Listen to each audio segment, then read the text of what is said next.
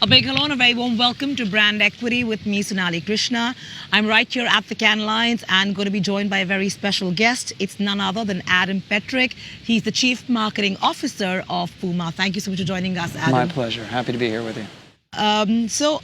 Very, very good time to be, a sneaker brand because athleisure is picking up globally and also in India.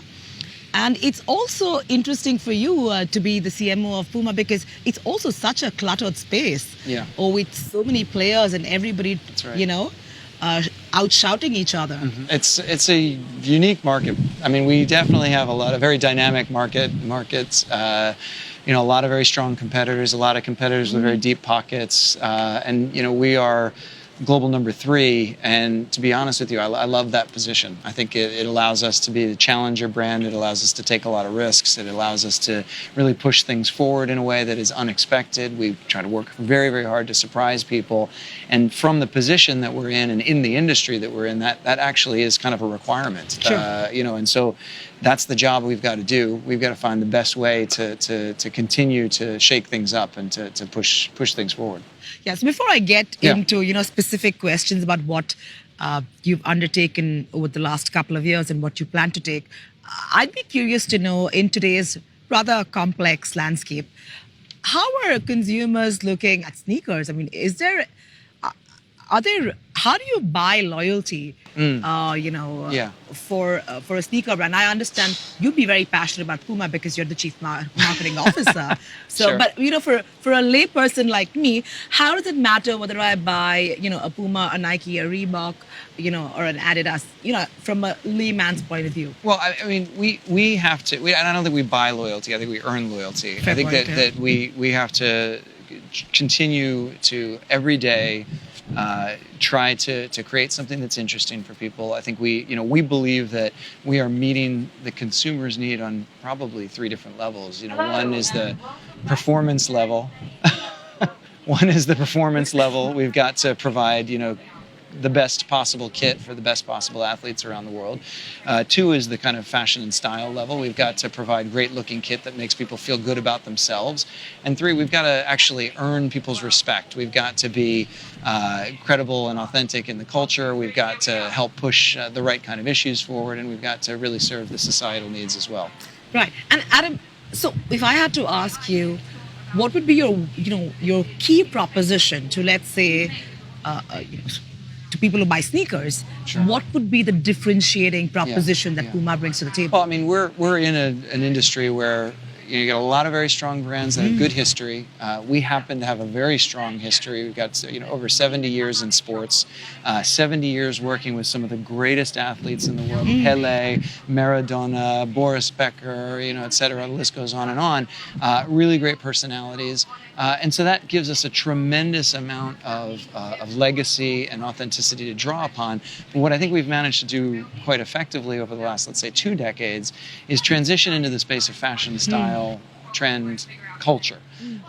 We've done a lot of partnerships with interesting celebrities, a lot of partnerships with interesting brands. We were really the first to pioneer the space of celebrity crossover by working with Christy Turlington back in 2000 on NUMERO, and bringing that all the way through to the modern era. We've got partnerships with RIHANNA or Jay-Z, and these are interesting things that help us remain relevant to our audience. And when you combine both the sporting performance, the innovation, the technology with that, hey, we offer cultural connectivity and we offer some, sort of fashion and Sure. style edge. That's a point of differentiation that no other brand can match.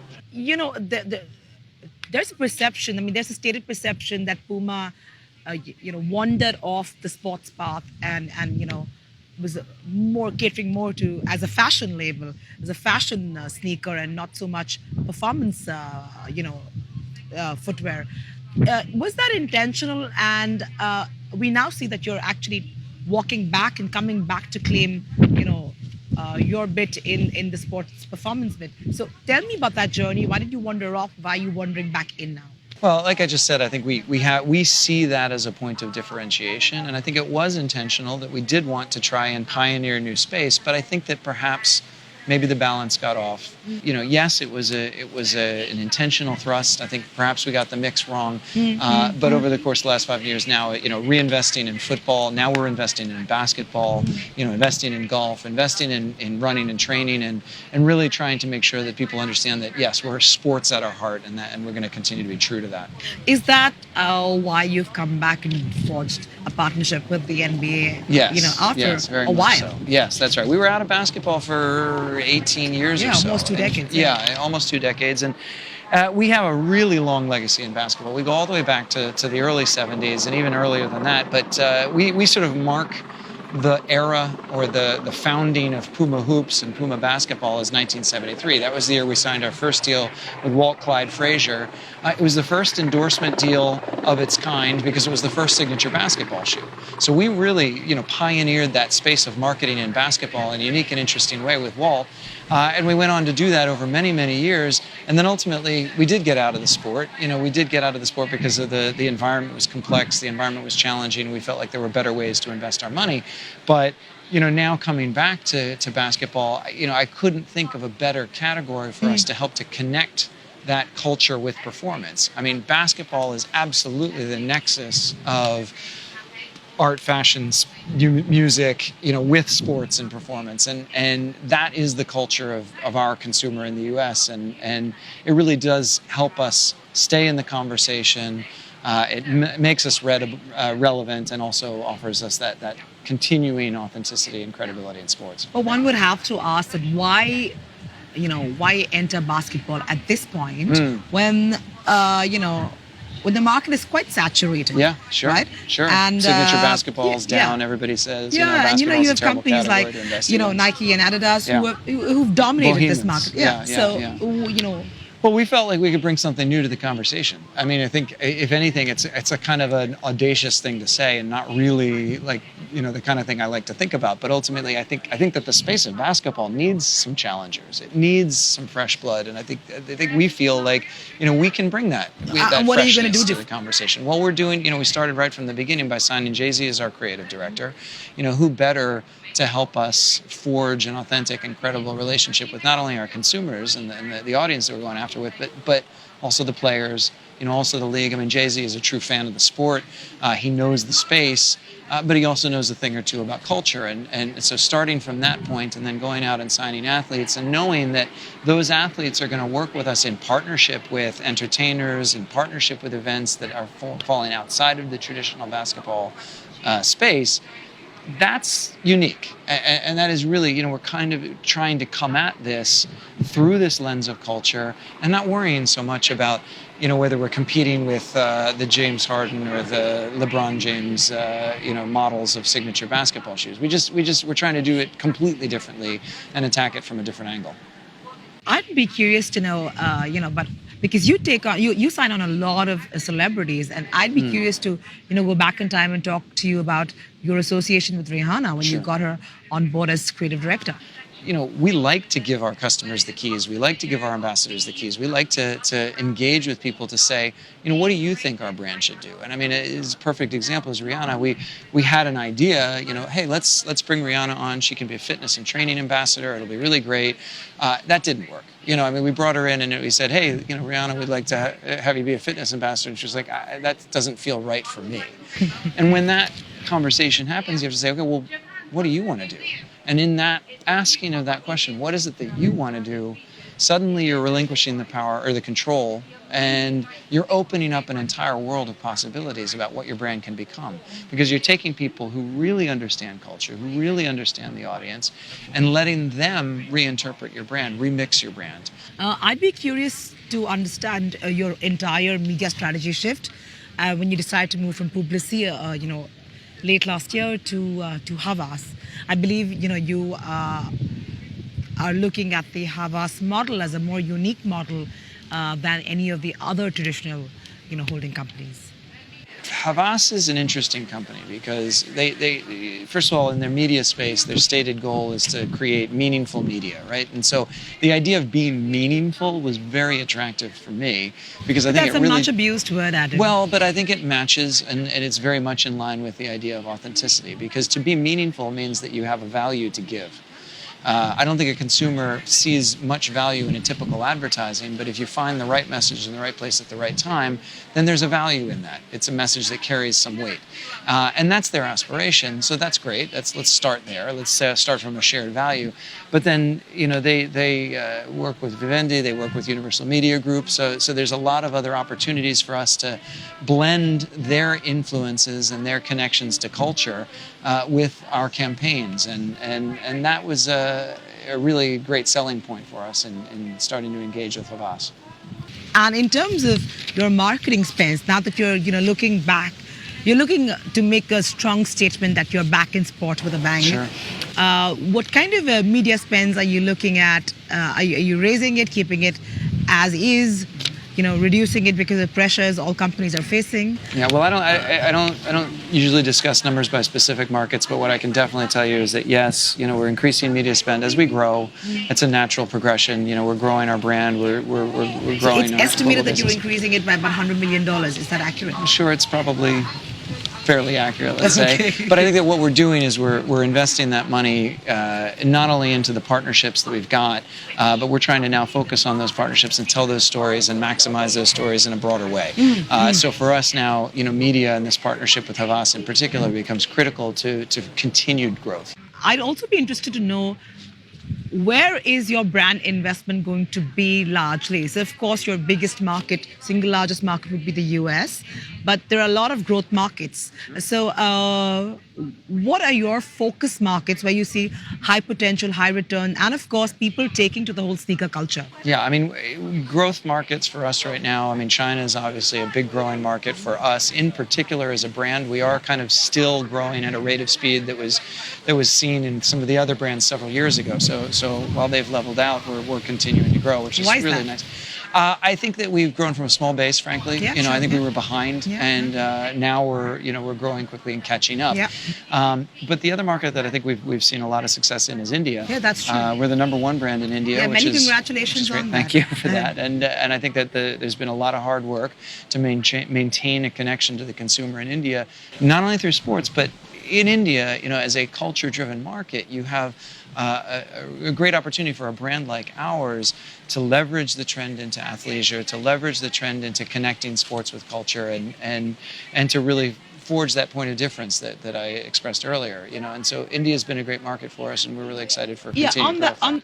On the same note, when you say that Puma is now the #1 sneaker brand in India, not many people know that, and it's also pretty surprising because your rivals are very, very visible in the Indian market. And I would never want to convey any sense that we think that that's an easy thing to achieve, or that we're going to let the pressure off, because it's a very difficult market. The entire global sporting goods market is challenging and very highly competitive, and India especially so, because you have legacy brands like Reebok that have had a very, very strong presence there for a very long period of time, and they're strong competitors with great people working for them, and you never want to underestimate your competition. What do you think worked in your favor in India? Well, I think that we were able to connect with the hearts and minds of Indian consumers by trying to be relevant through culture. It wasn't just about cricket or one specific ambassador. It was about trying to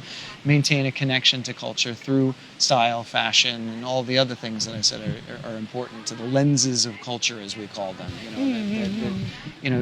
Maintaining connections outside of sports is incredibly important for Indian consumers. What about pricing? How important is that when you juxtapose, let's say, your pricing versus the rest? Well, I think we try and maintain competitive pricing. That's a fact of our industry on a global basis everywhere. That's you have to look at what your competitor's doing. You have to look at what's relevant. Sure. And what's what you can charge. But I think that ultimately we want to be a very high quality brand. We want to offer the best technology. We want to offer the best materials. We want to give the consumer something of great value at the best possible price. That's what. And what about the gender parity in terms of usage of sneakers, male versus female? Obviously, it was predominantly a male category. Well, unless that's an interesting question. No, and let me speak to that for a second, because you know that, I can sit here and I can say, yes, our women's sneakers are sold, I don't know, 30% of our mix versus, 60 men and 10 kids or something like that. But the reality is that women buy men's sneakers, women buy kids' sneakers, and it's really about sizing. Sizing ultimately is the thing that dictates the purchase. So it's a much more complicated and nuanced question to ask yourself. And I think that, we're pretty sure that our audience is about 50% female because that's the audience that we've got. And so we know how important that female consumer is. And she really, not only does she dictate, the purchase for herself, but she dictates the purchase for her family, for her boyfriend, for her, for her kids. So we believe that she is potentially a more important consumer than any other because we've got to serve her interests. She's also going to be very demanding. She's also going to be very selective and nuanced in terms of her understanding of what she wants. So serving the female consumer has been a very, very important priority for the last several years. And how are you seeing that in terms of consumer behavior? Are you seeing more and more women, women coming on board as women consumers? Are you seeing, hence a change in your mix and what you're putting out? I think we're very proud of the fact that arguably we've been a brand that has been ahead of the curve in terms of serving female consumers, not only in terms of actually manufacturing sneakers that are for women expressly, but also just in terms of being culturally relevant to women, whether it goes back to, the Christy Turlington thing that I mentioned in 2000, or whether it's about Rihanna and, the impact that she's had on women. We think that having great female partners, advisors, we can be equipped to serve the audience far better than our competition. I think that, we've invested in this area. We've found that this was an important market for us and that we needed to invest there, and that's paid some dividends over the last couple of years. Can you talk a little bit about your partnership with Motorola? Sure. And what you're attempting there? Well, it's funny that you're talking about this on the back of technology because the partnership with Motorola is actually a culture partnership. We actually leveraged the authenticity of the Motorola brand in the tech space to tell a story about legacy brands, brands like Puma or Motorola that had a high degree of relevance at a certain time for our consumer and that are trying to stage a comeback now. And so we teamed up with Motorola to create a product that was a unique take on a sneaker that we've released this past year, the RS family. The RS Tech with Motorola was really about telling Motorola's story more than anything else. It wasn't actually about putting technology in the shoes. So, okay. A little bit more of a storytelling opportunity for us. But do you think today as a CMO, your role is under a lot more pressure than it was earlier? And the expectations that the company has from you as a CMO is vastly different?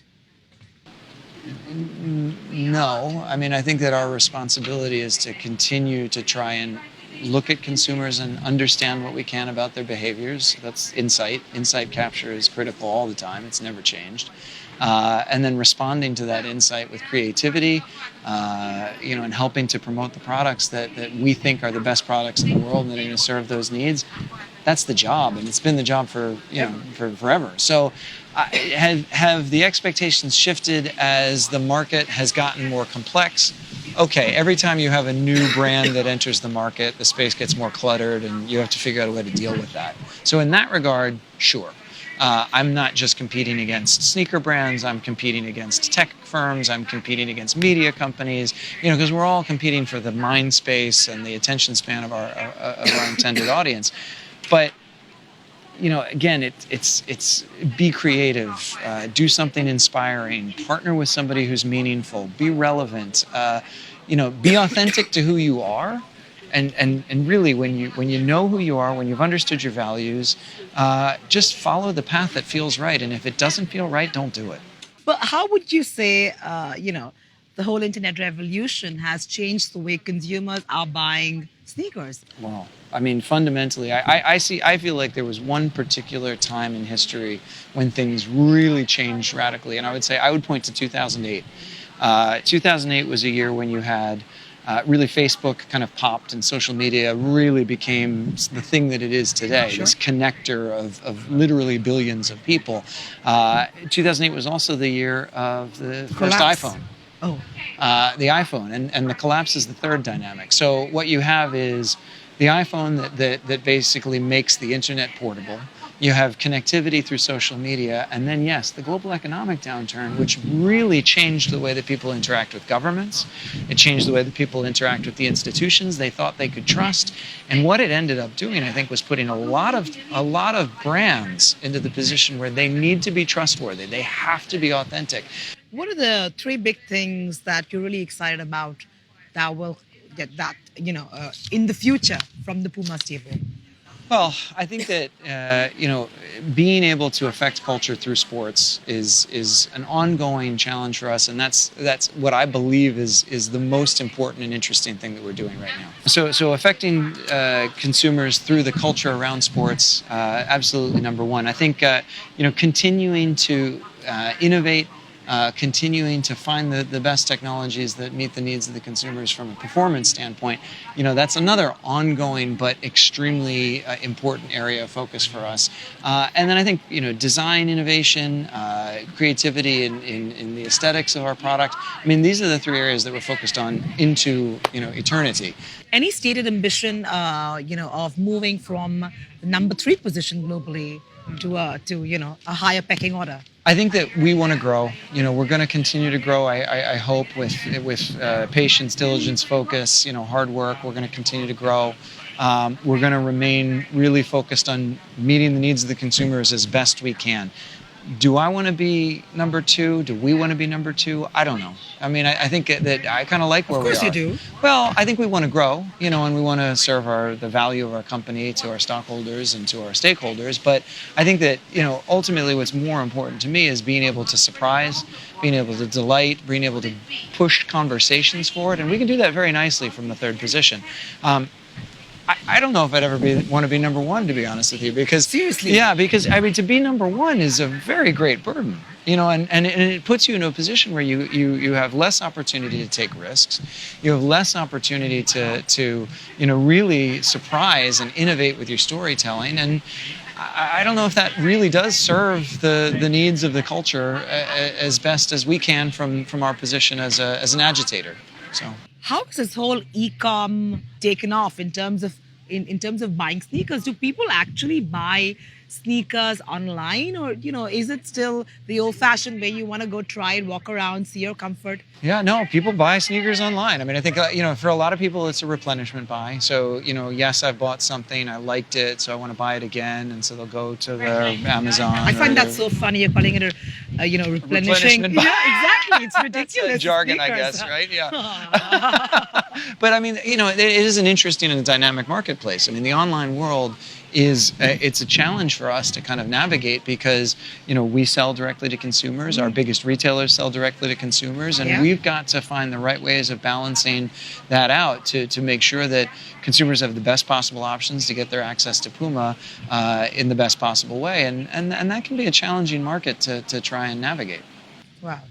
If you could give me, the split in terms of your sales, how much offline, how much online? Well, we say we're direct to consumer is 25% of our business, and we probably don't want to grow much beyond that, frankly, because the wholesaler is an incredibly important part of our overall business mix, and we need to satisfy their needs as much as our own. Well, on that note, thank you so much, Adam. This was truly a pleasure. Many congratulations. Thank you. On the number 1 position in the Indian market. Thank you very much. And more success to you going forward. Thank you very much for having me here, and I appreciate the time you spent with us.